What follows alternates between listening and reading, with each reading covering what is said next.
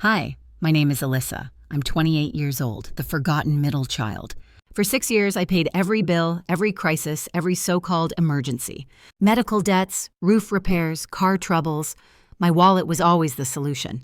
I told myself sacrifice meant belonging, that generosity bought me love. But that illusion shattered the night of Dad's 60th birthday celebration. At a polished table in Meridian, surrounded by polished smiles, it happened. I handed Dad a watch I'd saved months to purchase. His eyes filled with tears, gratitude, pride, before her voice sliced through the air.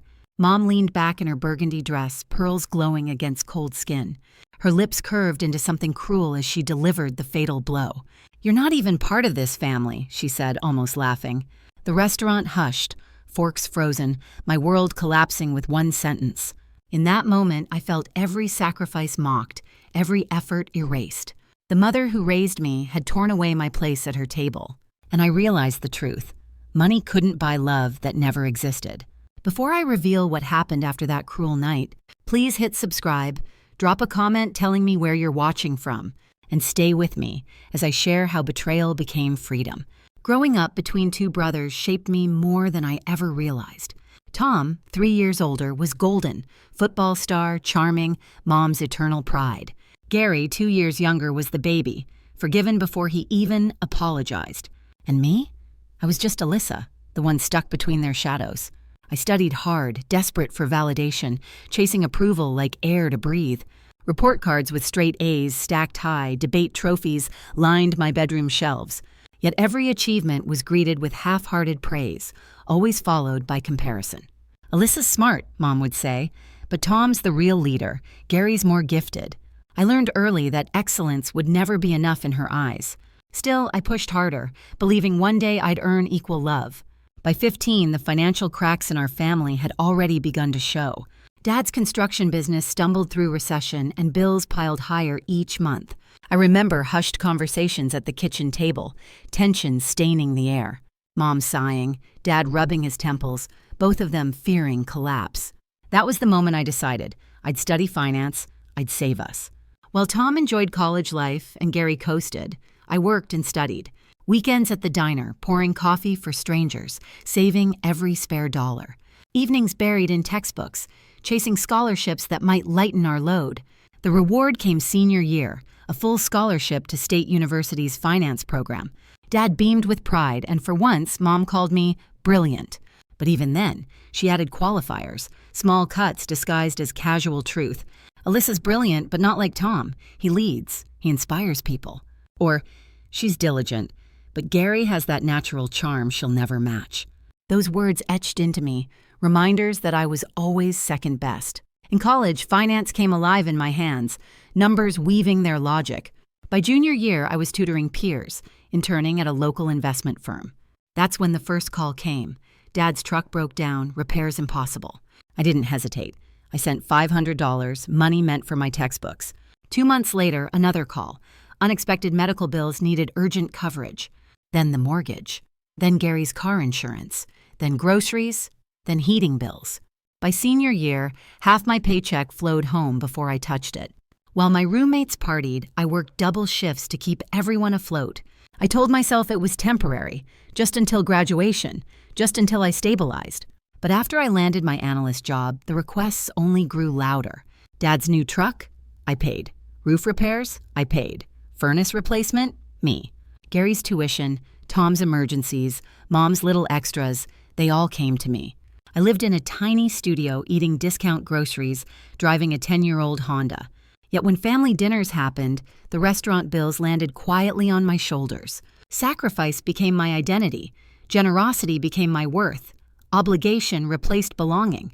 And though exhaustion burned in my bones, I kept telling myself, love. Love meant paying without complaint, rescuing without recognition, erasing my own dreams. Marcus, the man I once thought I'd marry, called me selfless to a fault. But when he walked away 3 months ago, his words carved deep. "You're married to your family's problems, Alisa. There's no space left for me." His departure hurt, but it revealed what I hadn't dared admit. I had no life of my own, only bills, balances, and burdens. I thought my sacrifice made me indispensable. I thought it made me loved. But sitting at that birthday table, watching Mom's face harden, I understood. To her, my giving wasn't love. It was arrogance, manipulation, showing off.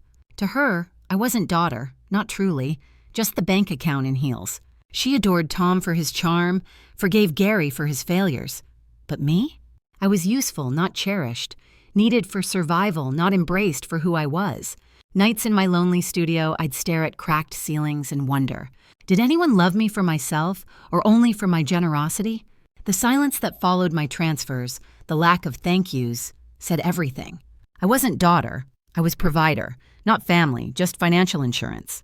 And yet, I never told friends the truth. I always said I was fine. While they dreamed about travel and weddings, I counted bills in secret. I wore the mask of the capable one, while inside I felt hollow. The weight of everyone's survival pressed on me, but no one noticed. The night of Dad's 60th birthday should have been filled with joy.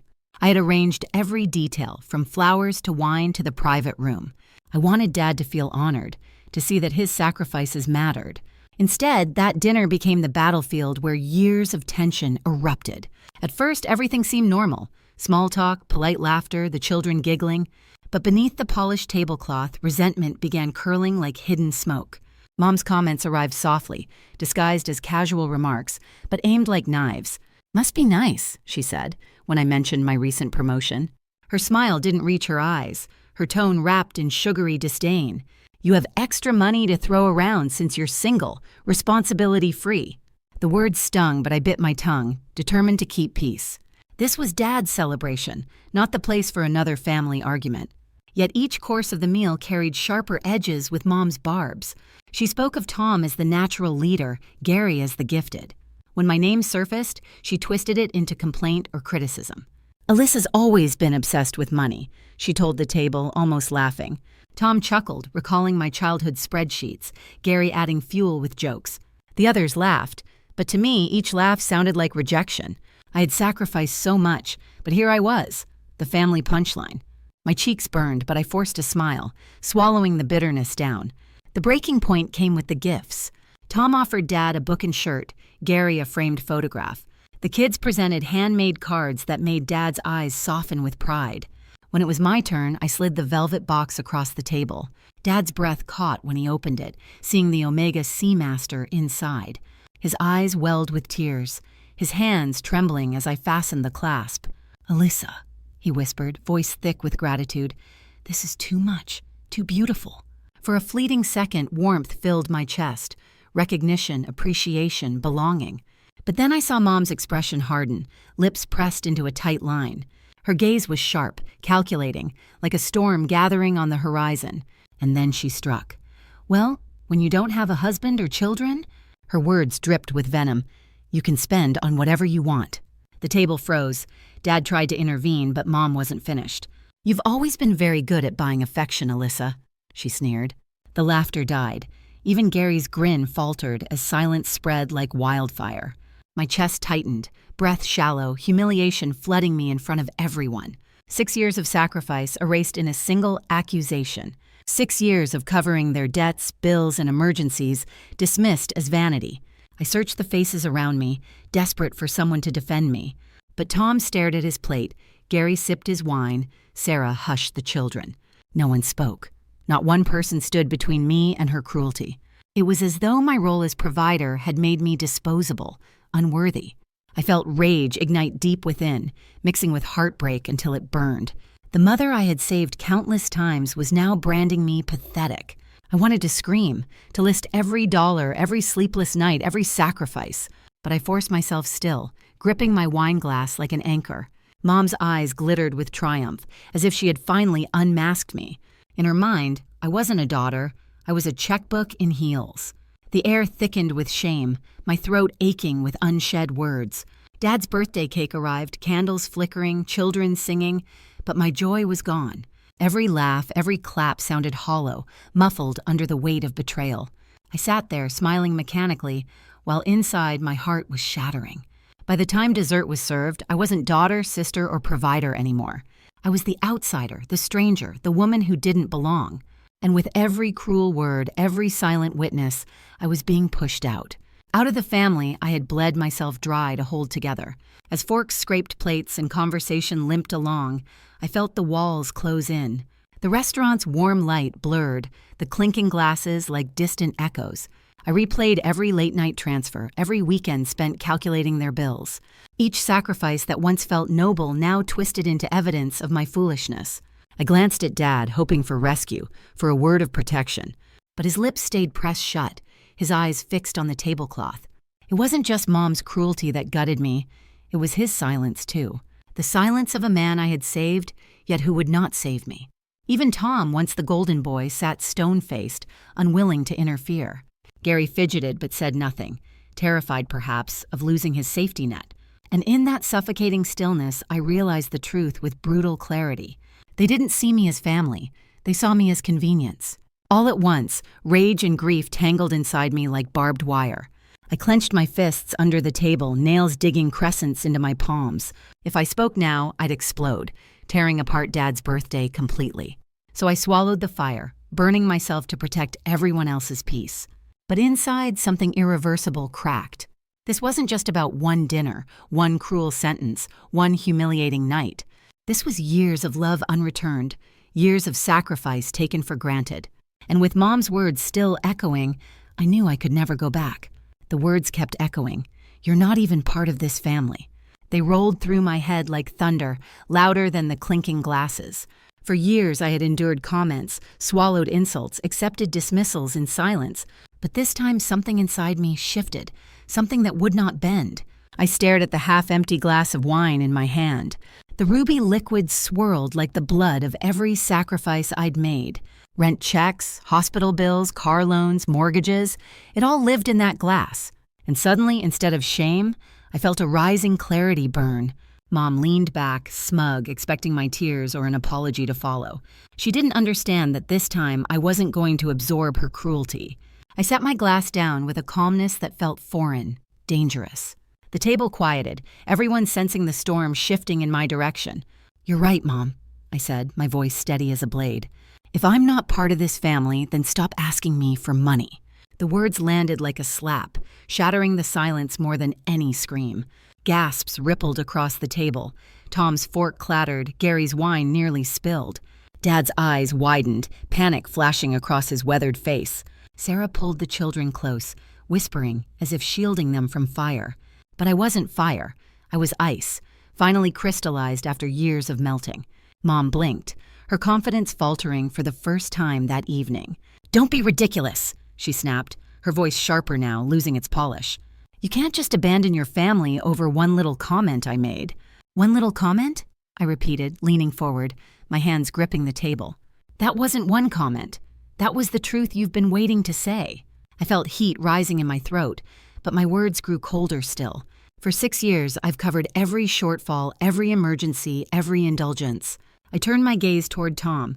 Your car repossession, $8,000. His face flushed crimson, his jaw tightening as Sarah's eyes darted away. I faced Gary. Your community college tuition, $6,000, never finished. He shifted in his seat, suddenly small, the charm drained from his grin. I turned to Dad, my voice softening but no less firm. Your surgery bills, $18,000, every dollar I could scrape together. Then back to Mom, whose face had paled, her pearl necklace trembling slightly. The mortgage, the roof, the furnace, over $20,000. All me. I paused, letting the numbers fill the air like cold, heavy stones.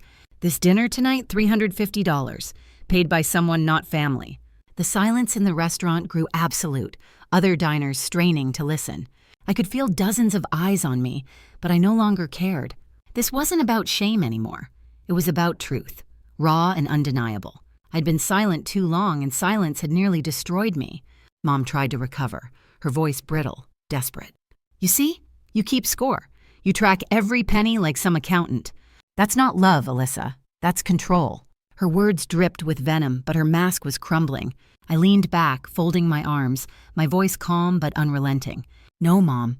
What I've done is survival. Because without me, you'd drown. And tonight, you told me the truth. You never saw me as family. You saw me as a bank account you didn't have to repay. Tom finally spoke, his voice breaking. Alisa, please, don't do this now. We can talk later, after dinner, after Dad's celebration. But his words sounded hollow, like someone trying to patch a sinking ship. I shook my head slowly, refusing to let them sweep this under the rug. Gary muttered something about me overreacting, but his eyes betrayed panic. For once, charm wouldn't save him, not when rent was due. And Dad, sweet Dad, he reached across the table with trembling hands. "Alisa, honey, your mother didn't mean it. Please, let's not ruin tonight." My heart broke seeing his pleading eyes, but I couldn't stop now. "It's already ruined, Dad. She ruined it the moment she erased me. I spent years believing generosity would earn me love, but I was wrong. Love doesn't come with receipts, but apparently in this family it comes with conditions." The weight of my words pressed on every corner of the table. No one laughed, no one teased, no one dismissed me this time. The silence felt like justice, a moment where they were forced to see. Not their ATM, not their safety net, but the daughter they had broken. And in that silence, I realized something terrifying and liberating at once. I no longer cared if they accepted me. I no longer craved belonging. What I craved was freedom, from the chains of obligation they wrapped around me. And for the first time, I was ready to walk away. The room seemed frozen, yet I could feel every eye on me. Not just my family's, but strangers from other tables, silent witnesses. Their faces reflected shock, pity, maybe even admiration. I couldn't tell. For once, the whispers weren't about my absence, but about my strength. My pulse thundered, but my voice stayed calm, almost frighteningly steady. Mom's lips quivered, searching for words, but none arrived to save her. Tom shifted uncomfortably as though seeing me for the first time. Gary fumbled with his glass, hands trembling as reality cornered him too. I sat taller, straighter, claiming space I'd never dared to before. Every cruel remark, every night I'd cried alone, every sacrifice, they fueled me. The fear of rejection that once held me captive was gone. All that remained was the truth, sharp and undeniable, finally spoken aloud. And as I looked around that table, my so-called family, I understood. This was no longer about fitting in or winning approval. This was about reclaiming my dignity, piece by piece, no matter the cost. Even if it meant walking away forever, I was no longer afraid. The silence stretched long enough for every truth to sink in. Mom's face had drained of color, but I felt no sympathy. For once, the balance of power had shifted across this polished table. I wasn't the ATM anymore. I was the reckoning they'd ignored. I lifted my wine glass again, not trembling this time, but steady. "From this moment," I said calmly, "my wallet is closed to you." Gasps broke the silence, louder than the clinking silverware seconds before. Gary's jaw dropped. Tom's face twisted. Mom reached for another excuse. "You can't mean that," she whispered, her pearls rattling as she shook. "Without your help, how are we supposed to manage our lives?" I tilted my head, savoring the desperation I'd never seen so bare. "That's not my problem anymore, sir," I replied, each word deliberate and final. Tom leaned forward, trying his usual older brother authority tone. "Alisa, come on. Don't make a scene. We'll discuss this privately." I laughed, sharp and humorless, the sound startling even myself. "You never wanted me private. You mocked me in front of everyone." The waitress returned, hesitant, clutching the bill folder in nervous hands. I smiled at her kindly, pulling my card from the table. "Actually," I said, "bring separate checks for everyone, please. Mine is here."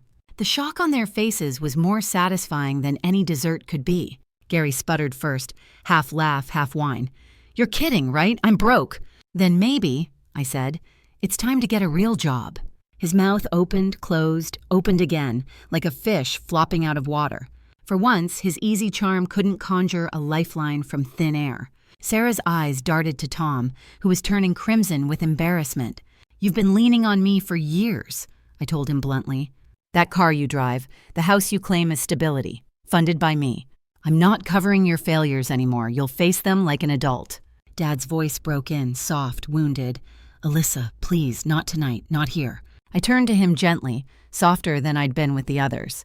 "I love you, Dad, but this isn't just about tonight, it's years." His eyes glistened, but he said nothing, torn between loyalty and truth. Mom slammed her hand against the table, rattling forks and glasses. "You ungrateful child. After everything we gave you, you repay us like this?" Her voice was shrill, but I only smiled, a sharp, victorious smile. "You gave me life, Mom. I gave you survival. We're more than even." The server laid down separate checks, sliding mine discreetly to my side. I tucked cash inside without hesitation, leaving a generous tip behind. Then I pushed the rest of the folder toward the center of the table. "Figure it out," I said, standing. "That's what grown families do." A murmur rose around the restaurant, other diners pretending not to watch. But I could feel their eyes, their silent acknowledgement of my courage. For years, I had been invisible, even to strangers. Now I wasn't. I was the woman reclaiming her life, no longer begging for belonging. Mom's voice cracked behind me, softer now, frightened. "Alisa, don't leave us." But I kept walking, heels clicking against polished wood like a drumbeat. With each step toward the door, I shed a decade of suffocating duty. By the time I reached the street, I was lighter than I'd ever been. The night air hit my face, crisp and electric with possibility. Behind me, I imagined them staring at their untouched plates, stunned. For once, they would have to taste the consequences without me softening them. And that knowledge filled me with a satisfaction I couldn't describe. I looked up at the city lights, brighter than they'd ever seemed. The world hadn't ended because I said no. It had just begun. The freedom was intoxicating, almost dizzying, as if oxygen itself returned. For the first time, I didn't feel trapped in their shadow anymore. That night, as I lay in bed, their voicemails began pouring in. First Dad, pleading, then Tom, bargaining, then Gary, panicked and ashamed. And finally, Mom, her voice shaky, desperate. "We can't do this without you." But I smiled, letting the phone ring unanswered, savoring the reversal. As I reached the door, Dad's voice cracked across the silence. "Alisa, wait, please. We don't know how to do this alone." The tremor in his words might once have broken me. Not tonight. I turned back just enough to see them, stunned, cornered, helpless. Mom's manicured hand clutched the check like it was a death sentence. Tom pressed his palms to his forehead, Sarah whispering urgent calculations. Gary slumped, the bravado gone, finally seeing what I'd seen for years. For once, every single one of them looked smaller than me. And strangely, it wasn't cruelty that filled me, but freedom. I wasn't their safety net anymore. I was the storm that ended it. Around us, strangers exchanged knowing looks, silent witnesses to my liberation. Their stares didn't shame me. They confirmed what I already knew. This reversal wasn't about punishment. It was about reclaiming myself. For the first time in my life, I wasn't begging for belonging. I was choosing it on my terms, with or without their acceptance. And that choice felt better than any applause or hollow approval. The days after that dinner were strangely quiet, almost dreamlike. For the first time in 6 years, my phone stayed still. No emergency requests, no midnight calls about overdue bills or repairs. The silence that once would have terrified me now felt like peace. I started reclaiming pieces of my life I had long ignored. Saturday mornings weren't spent reviewing their bank statements anymore. Instead, I lingered in cafes, reading novels I never had time for. I signed up for a pottery class, messy but strangely healing. At work, my focus sharpened. Without family stress, my performance soared. I earned a promotion within months, managing projects I had once only dreamed. My boss praised my clarity. Colleagues noticed my confidence. Clients trusted my decisions. It turned out freedom didn't just feel good. It paid dividends, too. With money no longer funneled into endless family demands, I traveled. Hawaii first, then Italy, where I stood awestruck in Florence's Duomo. On Amalfi's cliffs, sipping wine at sunset, I laughed aloud, not because of luxury, but because the air finally belonged to me. Meanwhile, the cracks in my family deepened without my quiet rescues. Tom called once, voice tense, admitting Sarah had discovered his hidden debts. Gary texted photos of eviction notices, his charm no longer enough. Even Dad, proud and steady, left voicemails laced with weary despair. But I stayed firm, reminding myself their struggles weren't my responsibilities. I didn't hate them. I loved them enough to let them learn. Boundaries weren't cruelty. They were the first real act of respect. For the first time, I respected myself as much as I respected them. 6 months passed before Mom finally reached out in a different way. A handwritten letter arrived, shaky cursive on cream-colored stationery. She confessed her resentment, her jealousy, her shame at needing her daughter. She admitted the cruelest words she'd ever spoken were the truest reflection. Not of me, but of her own insecurities as a mother. I read that letter 3 times before setting it down. It wasn't perfect, but it was honest, and that mattered.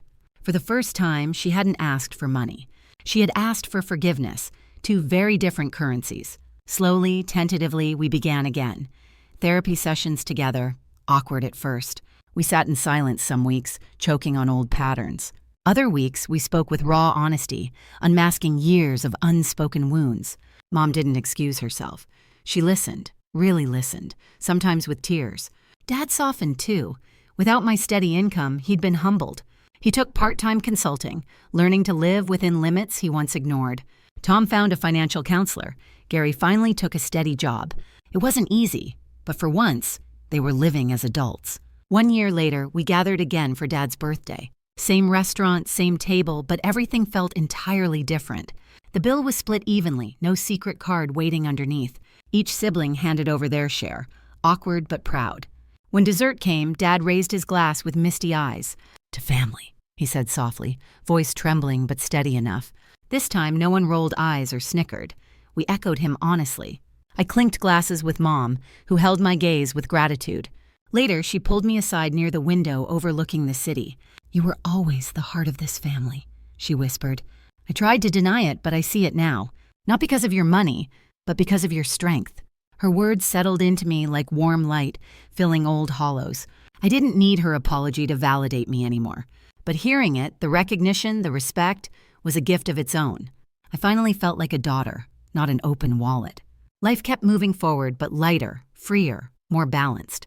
I built a financial literacy workshop for young women like me. I told them, generosity is beautiful, but never at the cost of self. Love given under manipulation isn't love, it's servitude. And in every session, I saw nods of recognition, quiet tears. I wasn't alone. There were thousands of Alisas, silenced by obligation. But now I was proof. Boundaries don't destroy love. They save it. When I think back to that night, I no longer flinch. I remember the sting, yes, but also the moment I stood tall. The night I finally chose myself, and in doing so, chose life. That reversal wasn't the end. It was the beginning of everything. So here's my truth. Real family isn't bought, begged, or bribed. It's built on respect, honesty, and the freedom to be yourself. I have that now, imperfect but real, fragile but alive. And I'll never again trade it for the weight of silent chains. Months later, Mom joined one of my workshops, sitting quietly in back. She took notes on budgeting, on boundaries, on the cost of silence. Afterward, she hugged me with tears in her eyes, whispering thanks. For the first time, I felt her pride without any bitterness attached. Tom became steadier, learning to manage finances with Sarah by his side. Gary's job turned into a career, small but honest, finally his own. Even Dad learned to slow down, enjoying evenings without constant worry. The family was imperfect, scarred, but finally growing into something real. I realized then, my choice to walk away saved more than me. It forced all of us to grow, to face what we avoided. By demanding respect, I gave us all a chance at healing. The cost was high, but the reward was freedom and truth. If you've ever been dismissed, used, or taken for granted, hear me. Your worth isn't measured in dollars or what you can provide. It's in who you are and the boundaries you protect. And sometimes the bravest way to love others is to love yourself first.